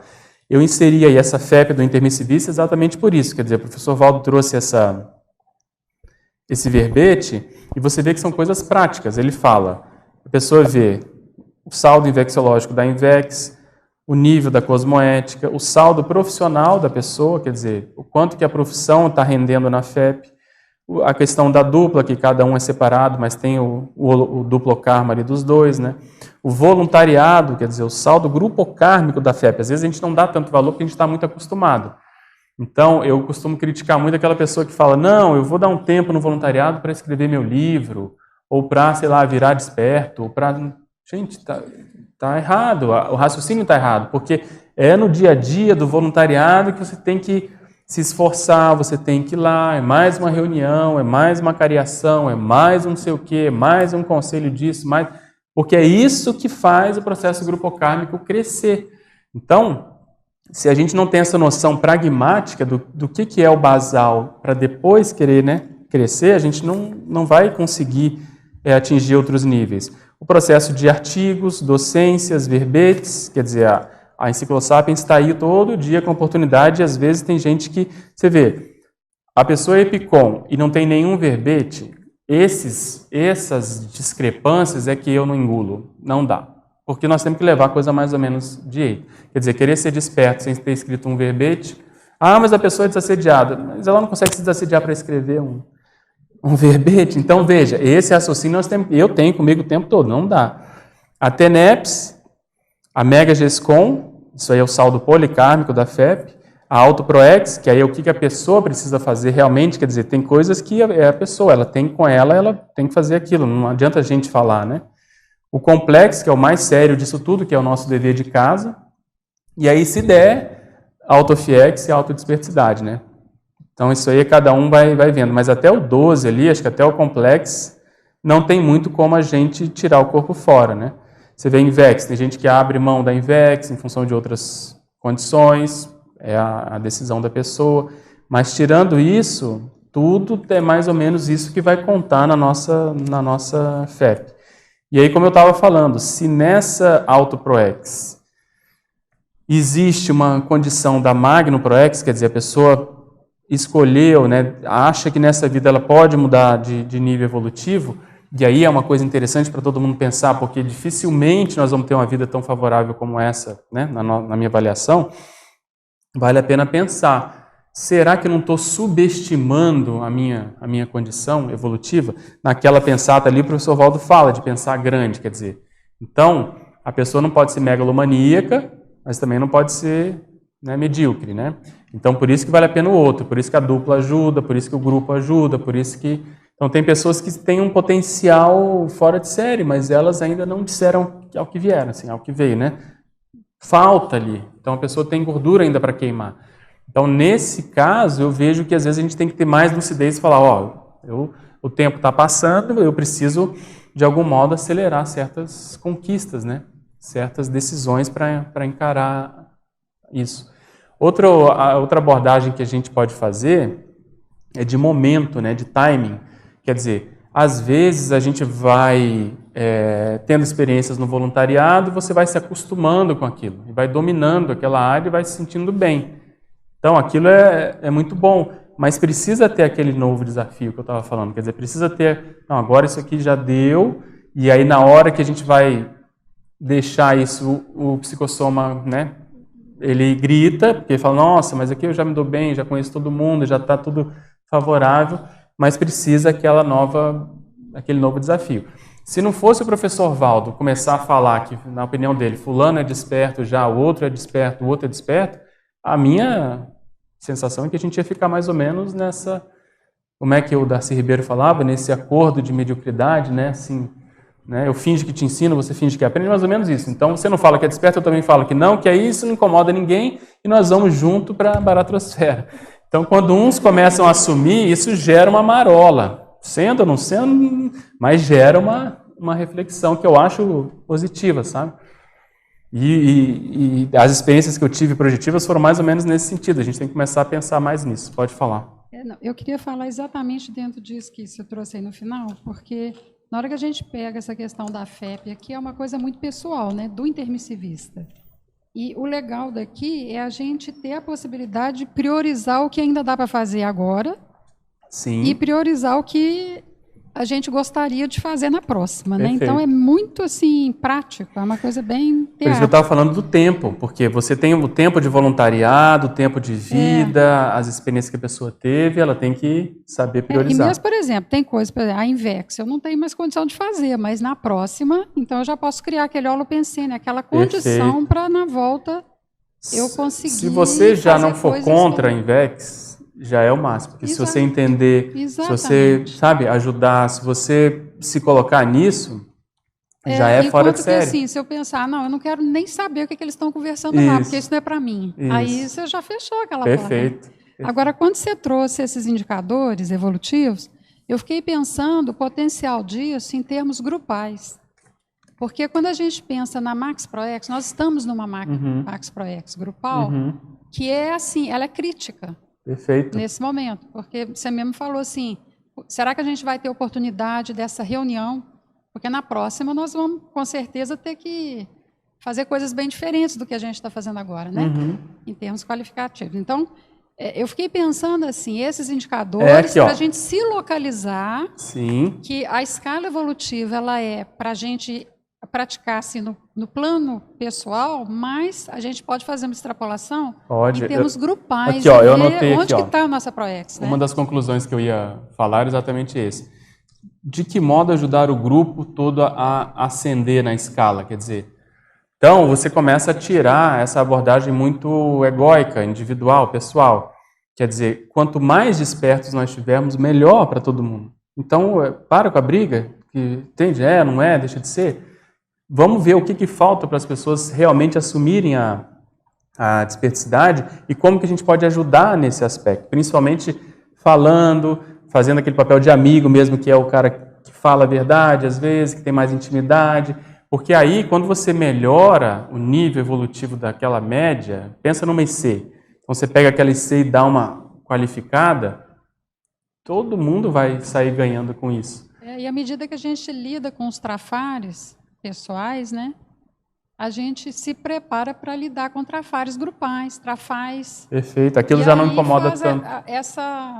Essa localização do grupo fica mais interessante, fica mais real, né? Exatamente. Onde que a gente quer ir, como é que a gente está caminhando, né?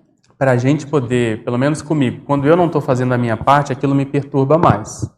Então eu preciso estar com as minhas coisas em dia. Quando isso está funcionando, a tendência da pessoa olhar para fora, porque ela já está bem atendida. Quando isso não acontece, quer dizer, se a média não está fazendo dever de casa, isso gera irritação, gera conflito. Então nós precisamos fazer o dever de casa para começar a olhar para o grupo. Então quando isso, de algum modo, né, óbvio que não vai ser tudo perfeito, mas na média isso está acontecendo, a gente começa a trabalhar assim. Então eu, participando lá do PROAD, eu vi isso, quer dizer, nos primeiros módulos essa dificuldade, porque mexia muito nas pessoas, mas depois a gente entendeu como é que a coisa funciona, quer dizer, quanto mais pessoas assumirem responsabilidade, com um percentual maior de desassédio, melhor para todo mundo, né? Então todo mundo pode exigir mais, a gente tende a... Você vê a questão da liderança, né? A liderança na comunidade, a gente precisa disso o tempo todo, precisa de renovação. E os líderes na comunidade, em geral, eles são muito exigidos e muito execrados até certo ponto. É muita pressão e a gente quase tem uma máquina de destruição de líderes, assim, porque é uma pressão danada. Então a gente tem que inverter essas abordagens para valorizar quem assume responsabilidade aqui. Entender que é difícil, entender que tem... Porque quando você assume a liderança, aparece Você aparece. Então tem gente que assume a liderança que dá tudo errado. Então a pessoa tem que recuar 2 passos, trabalhar um pouco com ela para depois voltar. Mas na maioria dos casos, as pessoas estão querendo acertar. Então essa liderança é um ponto chave. Então, como que eu posso ajudar mais o grupo? De algum modo, assumindo mais liderança. Então você vê que aparentemente não tem nada a ver com a escala, mas tem tudo a ver. Lá no conselho, uma das coisas que a gente mais valoriza é exatamente isso, quer dizer, o quanto que essa pessoa já assumiu de liderança e ela, de algum modo, se saiu bem, contribuiu para o grupo, não se perturbou, não surtou, não foi para o AVA, quer dizer, aquilo ali tem um histórico que demonstra que a pessoa está funcionando bem. Então, veja, a escala ela tem que casar muito com a Max Pro X, como você está falando, né? Ela tem que... E nós temos que ajudar os inversores a chegar nisso, quer dizer, os mais jovens a assumir essas lideranças para ir vendo como que é a coisa na prática, para a gente poder, enfim, de algum modo, renovar essa condição, essa situação. Pode falar. Você falou da não assunção da dispersidade e o pacto da mediocridade, né? Aí eu fiquei pensando ao contrário, né, da gente que vê às vezes uma pessoa e coloca aquela pessoa lá em cima. E aí entra a questão da grolatria, né, de deslumbramento e a ausência de autopesquisa. Então é um outro viés também. É outro ponto. Eu concordo. Quer dizer, se a gente não assume a nossa responsabilidade, a gente vai terceirizar. Então, se amanhã aparecer alguém se dizendo isso ou aquilo, essa pessoa vai deitar e rolar para as pessoas que não têm senso crítico, quer dizer, não têm discernimento ou o princípio da descrença de justamente valorizar o quanto que ela já caminhou e não precisa mais, né, dessa... Aí, em ambos os casos, eu acho que o que tem em comum é tirar o corpo fora. A pessoa não quer assumir a responsabilidade. Porque se eu assumo que eu sou desperta, a minha responsabilidade amplia, e se eu considero que aquela pessoa lá é um evoluciólogo, né, uma pessoa super evoluída, eu também tiro a minha responsabilidade. Perfeito. Então, acho que é ampliar, né, a nossa autopesquisa, e é como você falou, a gente assumir os patamares, a escala evolutiva, para a gente caminhar junto. E eu vejo que a memória tem um papel nisso. Quer dizer, se o professor Waldo colocou aqui que a memória, o segundo maior problema da CCCI, eu vejo exatamente isso. Quer dizer, a pessoa não valoriza o quanto que ela já caminhou.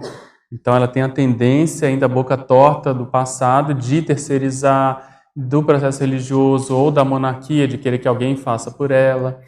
Um dos maiores indicadores de cosmoética que eu vi, né, no professor Waldo, acho que todo mundo pôde perceber isso, mas que convivendo com ele assim mais próximo eu pude reparar, é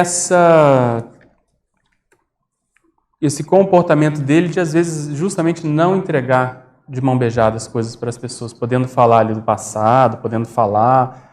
Uma vez ele falou para mim, olha, seria tão mais fácil se a gente pudesse já falar, olha, isso é isso, faz aquilo outro, você é assim, você é assado, mas isso não... Porque a pessoa tem que ter o esforço dela, a evolução é exatamente essa, ela tem que se desassediar. Então, quem tem mais lucidez, mais experiência, mais retrocognição, tem que ter mais cosmoética, porque senão você causa um estupro evolutivo, né?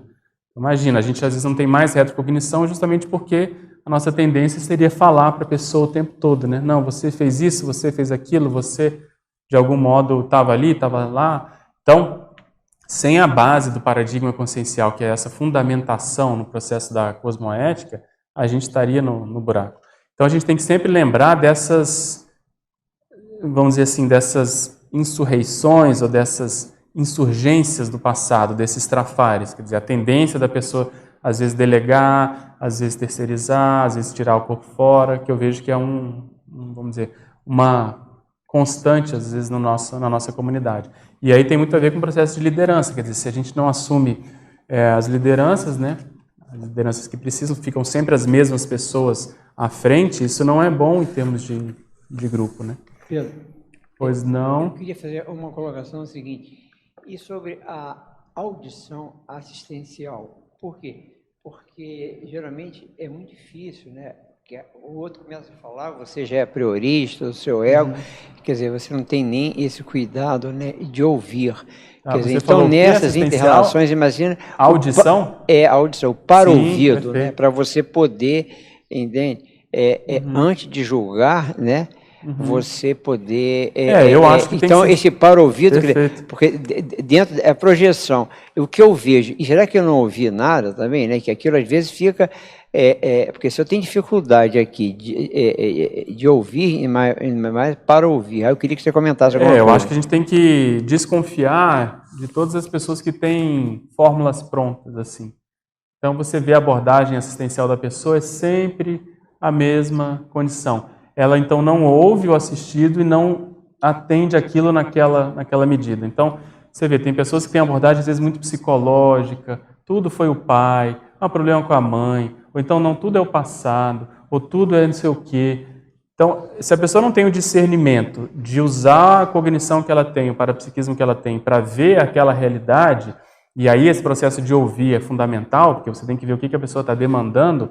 Pode até ser que ali por trás tenha outras demandas, mas você não consegue ajudar a pessoa. Você fica sempre com aquilo pronto, né, aquela fórmula pronta, e não ajuda. Então esse apriorismo do assistente é uma coisa que a gente tem que levar em consideração.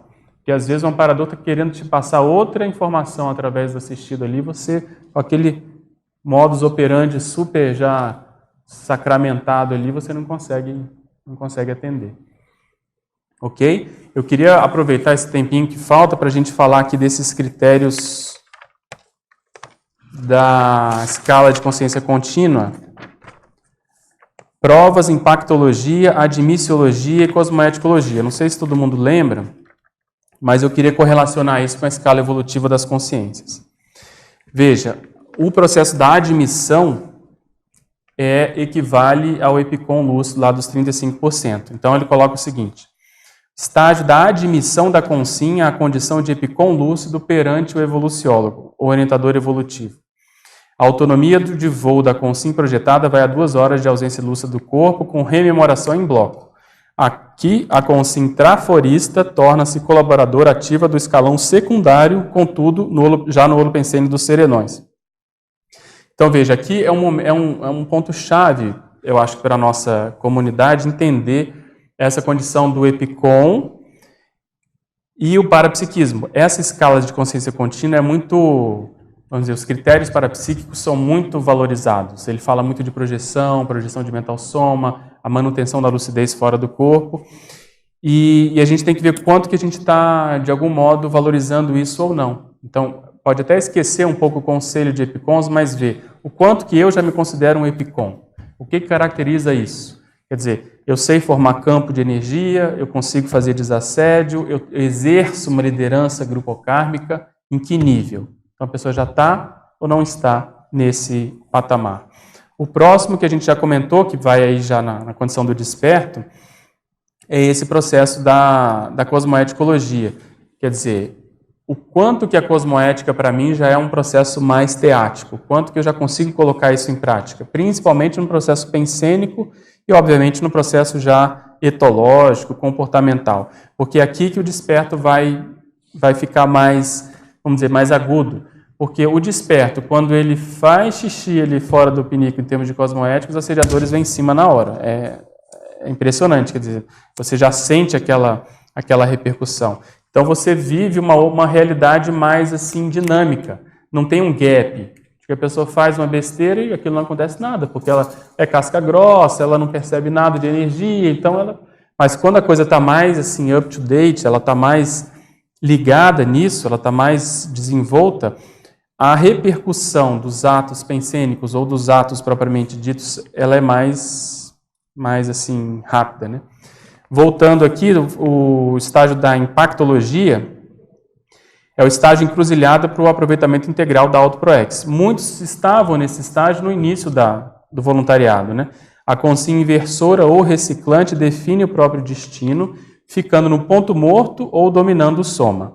Aqui acontecem projeções pelo mental soma, né? Podem acontecer, e a vivência da cosmoconsciência. Muitas vezes isso eu acho que no processo intermissivo.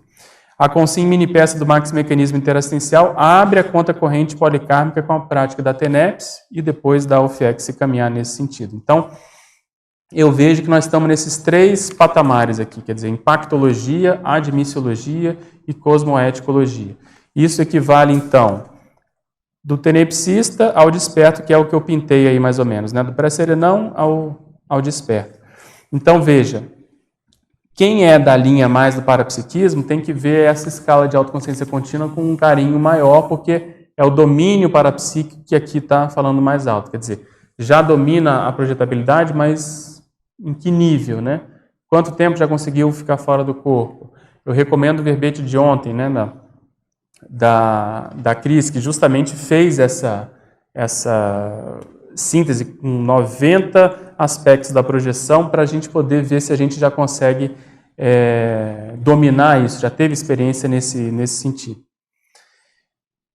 Beleza? Dentro disso, lá no verbete eu não sei se vai dar, mas lá no livro eu estou propondo outras inserções dentro da escala evolutiva. Quer dizer, o professor Valdo, antes de dessomar, ele até dá um curso sobre isso, ele fomentou muito esse debate, quer dizer, quais são os outros patamares da escala que a gente poderia inserir dentro da escala evolutiva. Então, veja, eu acho que, usando o próprio, lá no livro eu coloco o próprio material do professor Valdo, e eu insiro o inversor existencial e o reciclante existencial teáticos, os dois, na condição ali junto do tenepsista. Eu acho que eles estão nessa condição.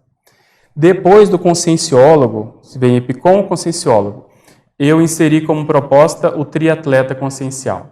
O triatleta é o tenepsista, Epicom e inversor. Quer dizer, ele já é inversor, já é Epicom e já é tenepsista. Então ele está acima do Epicom. Ele estaria aqui com, cadê, triatleta com 40, está ainda com conscienciólogo. Porque eu coloquei o tenepsista veterano com 45, poderia ser 40 e 45. Depois eu coloquei aqui mega gesconógrafo, quer dizer, quem já tem a mega gescom, porque é um dos critérios lá, também com 45%, justamente porque 40% é a cognição do conscienciólogo. Se a pessoa é capaz de colocar isso numa obra, né, uma obra de coroamento dos esforços, numa mega gescom, ele está ali nessa transição ali para a desperticidade. Quem já domina a cosmoética também eu coloquei aqui, que é justamente o que caracteriza esse patamar. Então, se a pessoa ela é um exemplo de cosmoética, o que mais caracteriza ela, para mim está nesses 45%, 50%. Depois do desperto, o professor Valdo, numa listagem, ele cita o amparador extrafísico veterano. Então, ele também está com 50% na minha avaliação. Aí começa o processo de memória para mim. Quem já domina a pangrafia grupocármica e o ofiexista, para mim, os dois têm 55% já do serenismo. Quer dizer, para mim, o ofiexista está depois do desperto, mas isso está ali junto. Quer dizer, tem pessoas que podem conseguir antes, podem conseguir depois, são 5% só. E eu inseri também aqui o maxi retrocognitor, quer dizer, se o mega trafó da pessoa é o processo de retrocognição, eu coloquei aqui junto do ofiexista, e também o maxi moratorista existencial, que é uma das coisas que o professor Valdo comentava. Quer dizer, a pessoa veio, fez o que ela tinha que fazer, ainda sobrou tempo, a maior, ela está bem, ela é desassediada, ela tem que ter um nível na escala para a gente conseguir. Aí depois viria semiconsciex. Entre o teleguiado e o evoluciólogo, eu coloquei o parapolímata avançado, que é justamente, o professor Valdo falava que o evoluciólogo, a base dele é a parapolimatia, é o dicionário cerebral analógico.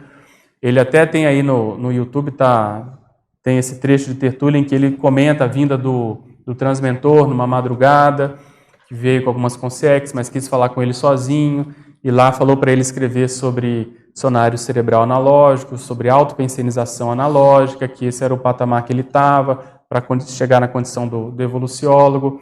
Então, veja, esse processo do dicionário cerebral analógico, de associação de ideias junto com o parapsiquismo, é essencial para chegar no evoluciólogo. Então, aí eu coloquei antes aqui, com 70% do serenão.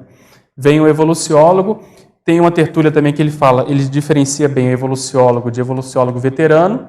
Ele até cita que o transmentor ainda não é desse tipo de evoluciólogo, não é veterano. Então eu coloquei esse veterano como 85%.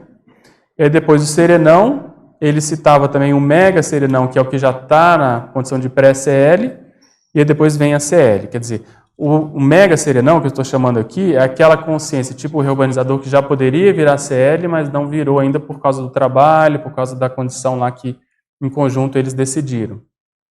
Então, veja, em outras palavras, né, de acho que 14, eu estou propondo aqui 29, no total, 29 patamares, buscando entender essa condição de que lá no próximo ali do desperto, a condição da cosmoética é crítica, próximo do conscienciólogo, a condição da cognição evolutiva é crítica, próximo do ofexista, a condição da memória, do acesso ao lumimnemônico é crítico, e próximo do evoluciólogo, a condição da parapolimatia é crítica.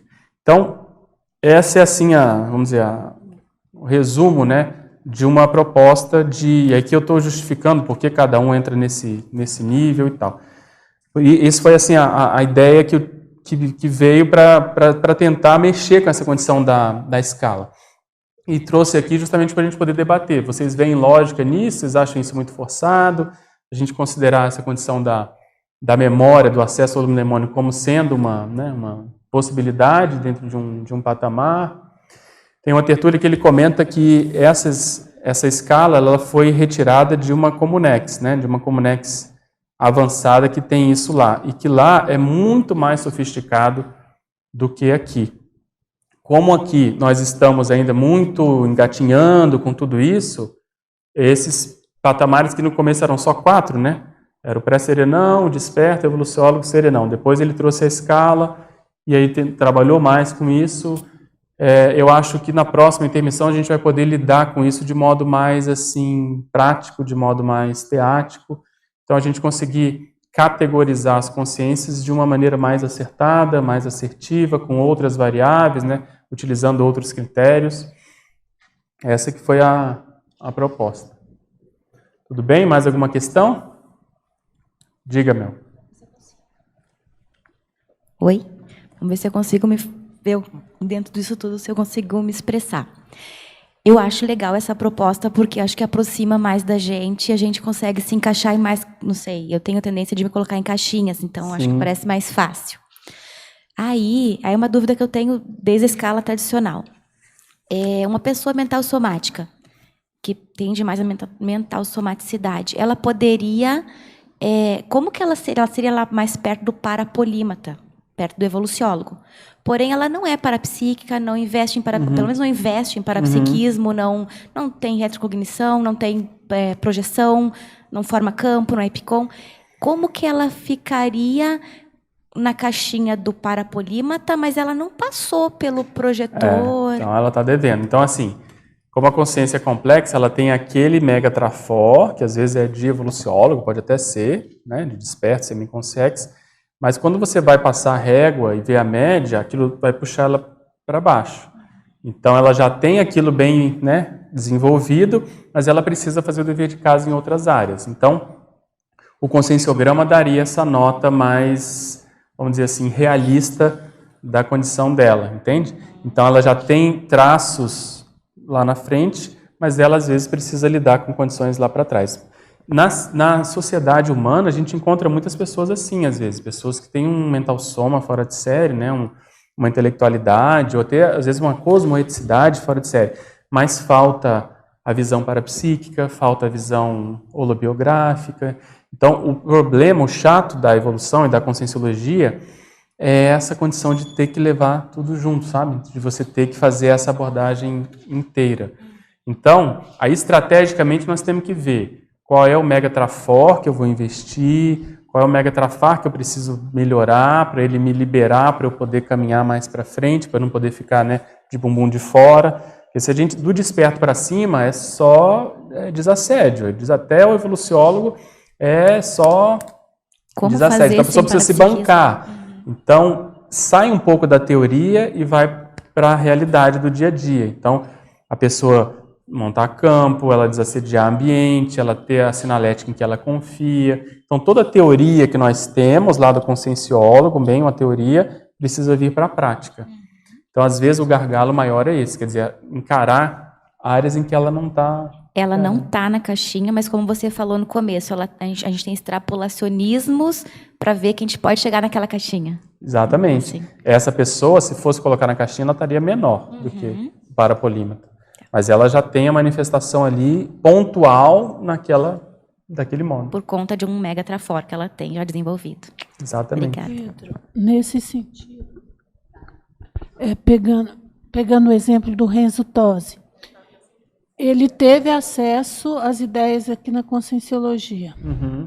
Mas se ele não sair não fizer esse investimento, como é que você entenderia isso? Como é que ele ficou? Então, ele foi uma boa lembrança, quer dizer, então a gente perguntou, por que o professor Valdo encanou que ele poderia ser evoluciólogo? E ele falou, pelo nível de erudição e polimatia dele. Ponto. E, obviamente, pelo processo extrafísico que ele percebeu lá. Então, veja, essa erudição lá em cima chamou a atenção dele. para ele ter feito aquele dicionário, para ele dar aula onde ele... Só que quando ele veio, tinha esses trafais aí, coisas faltantes. Então, veja, ele já tem ali uma predisposição para o processo evolutivo, da evoluciologia. Então, ele vai ter que ver na próxima vida, provavelmente, talvez nessa, não sei como é que ele está encaminhando, mas ele já vai ter condições, pelo fato de já ter vindo aqui, se ele estudou alguma coisa ou não, mas na próxima intermissão, aí ele vai tirar de letra, porque ele vai ver o que falta. Então, parapsiquismo, às vezes, é 0 à esquerda, vamos supor. Extroversão, grupo carmalidade, né, outros atributos, ele vai ter que priorizar, porque quando chegar naquela área, ali ele domina. Eu não sei até certo ponto, se eu não fiz isso na minha última intervenção, se eu investi mais no parapsiquismo, porque no mental soma, lá com o Littré, com as vidas anteriores, aquilo já estava bem desenvolvido, então, aí eu precisava ter experiência parapsíquica, que depois eu ia casar tudo isso, entende? Então, acho que muitos de nós vamos fazer isso na próxima, se já não fizemos, né, vamos fazer isso na próxima intermissão. É interessante que quando a Mel falava, eu estava aqui na minha cabeça exatamente com o Renzo Tosi, né? E aí você pegou o microfone e falou. E eu fiquei pensando no caso dele, né? Que além desse processo do mental soma erudito, da polimatia dele, né? O professor Valdo também comentou a questão da assistência também, né? Que ele tinha uma assistência de nível de evoluciólogo, né? Extrafisicamente. Então, ele tem toda a predisposição para o processo. Mas, é como você falou, no conscienciograma, né, a área do mental soma vai lá para cima, mas os outros pontos estão lá embaixo, né? Quer dizer, não sei quais pontos, alguns pontos vão estar lá embaixo. Então, eu fiquei aqui elucubrando por hipótese, né, que ele provavelmente vai entrar no curso intermissivo na próxima intermissão e aí vai preencher ou vai procurar ele mesmo, né, essas experiências, né, para que ele possa estar numa próxima vida, imagino eu, preenchendo esses itens do conscienciograma e seguindo aí na escala evolutiva que o Pedro está propondo. Né? Você me fez lembrar que pelo dedo se reconhece o gigante, né? Tem um provérbio assim. Então, pelo amparador você vê quem é a pessoa. Então, se ele tinha assistência direta de evoluciólogo, ele não era um qualquer um. Então, isso me faz lembrar do ECP3, para a gente poder descobrir as pessoas, às vezes você vê isso. Você está ali atendendo as pessoas, atendendo dentro de um padrão. De repente tem uma pessoa que você vai mexer, que aquilo defasa, aquilo vem a conceitos de alto nível, aquilo você acessa até a Comunex onde ela estava. Então existe uma atenção especial para aquela pessoa. Mas você olha, você não daria aquilo. Então esse indicador parapsíquico, ele é muito sério, exatamente por isso. Então, você tem que ver que, às vezes, a vida humana, ela embota realmente. A pessoa volta a virar abóbora ali e precisa ajudar a pessoa a sair daquilo, mesmo consciências mais evoluídas, que era o que o professor Valdo tentava fazer, né? Mexe com isso, faz aquilo, vamos lá e tal, para ver se a consciência sai. Então, até que ponto ele também já não tem realmente uma expressão mais avançada, mas a vida humana, a forma da Itália, a condição toda não ajudou a dar uma embotada, né? Então tem aquele gap interdimensional que a gente falou, né? E eu acho que vale a pena chamar a atenção da memória, que é o que você está discutindo nessa tertúlia, porque o processo da erudição, inevitavelmente, leva ao caso do Renzo, ele ter uma boa memória, porque ele tem um vocabulário, um neuroléxico fora de série, acima da média de qualquer pessoa. Né? Porque o nível de sinapse, de associação de ideias que ele tem, deve ser riquíssima. Né, pelo vocabulário que ele tem, pelo nível de estudo que ele tem. Então, pensa ele expandir isso daí para assistência. O processo histórico lá, do grego, do latim, que ele tem essa visão de conjunto até chegar aqui. Né? Agora, essa associação que a gente faz, né, da memória com a retrocognição, com a parhistória, porque pensa, ele tem esse nível elevado de erudição, se ele, né, mais um pouquinho, se ele acessa o processo parapsíquico, a holobiografia, com o conhecimento do grego, do latim, dos idiomas, né, o nível de compreensão dele do processo, da própria humanidade, né, das relações humanas, das dificuldades humanas, que é uma coisa que, por exemplo, o Serenão tem, né, que o Valdo sempre falava isso, que o que espantava ele quando entrava no Holopensene da monja era justamente esse nível de compreensão das dificuldades humanas, né, assim, desde com os réus até o nível mais evoluído. Então, acho que é interessante a gente chamar a atenção disso, porque e muitas vezes o mental soma é visto como uma coisa fria, como uma coisa distante, como uma coisa não próxima da relação humana. E eu penso que é o contrário, que quanto mais a pessoa ela estuda, ela aumenta o nível de compreensibilidade dela da humanidade. É claro que falta o contato humano, mas a compreensibilidade, que é o primeiro passo, é 1% da teoria a pessoa tem. O fato dele ser professor ajuda nessa condição, né? Então você pensa, do ponto de vista dos amparadores, para acessar ele, hoje, quando a vida dele acalmar, tirar do corpo, enfim, aumentar a lucidez, é muito mais fácil, né, teoricamente. Outro caso que eu queria que você comentasse com a gente é do Sebastião Caldas, com relação ao parapsiquismo. Como é que você vê essa vida dos... Eu vejo ele como aquilo que eu comentei antes, uma proex específica, quer dizer, ele veio e teve que atender gente lá de um passadão, gente muito atrasada. Então você tem que jogar na mesma linha, ali, no mesmo nível. Então ele não estava, a gente não sabe, não tem relato, né, não tem biografia dele para saber, mas até onde eu vi, entendi e percebi, o trabalho era aquele específico, entende? Então ele devia ter muita intuição, muita percepção, muitos fenômenos que não apareciam explicitamente, mais implicitamente. E ali você vê o próprio temperamento dele, de fato, aparecendo, né? Então sai da curva, é aquilo que eu chamava de linha quebrada, né? Pessoal, para a gente concluir então, o que eu queria chamar a atenção? Pensem em Magno Proex, se não é o caso de vocês, mudança de nível evolutivo nessa vida. Levar tudo de eito, como a gente acabou de falar no final, quer dizer, esses critérios todos têm que ser tidos à conta de atacadismo. Ajudar o grupo a aumentar a escala, quer dizer, nós temos essa obrigação de puxar para cima todo o grupo, e a gente precisa dar mais atenção à memória, tanto do ponto de vista individual, como do ponto de vista grupal. Eu queria fazer alguns convites. A gente teve aqui, então, 40 presentes e 111 online.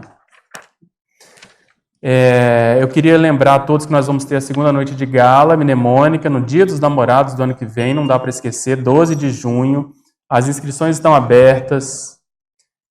Não tem vaga para todo mundo, então corram. A gente não quer que aconteça como no passado, que as pessoas ficaram chorando. Por que você não insistiu comigo? Foi tão legal. Entra no site da Consecutivos, vamos juntos, isso vai ser uma confraternização grupal. Nós vamos fazer experimentos parapsíquicos lá com as pessoas trajadas, então vale a pena se informar sobre isso. Já saiu o folder da Semana de Serexologia, Teáticas da Holomemória, ficou show de bola. Tem várias pessoas aqui, dezenas de pesquisadores abordando vários aspectos da holomemória. E finalizando, convidando para a próxima tertúlia matinal com o Mário, professor Mário, Aprimoramento Parapsíquico e TENEPS, domingo, dia 29 de dezembro de 2019, aí, fechando o ano. Gente, obrigado pela presença de vocês, os teletertulianos e os teletertulianos matinais, né? E até a próxima. Muitas graças.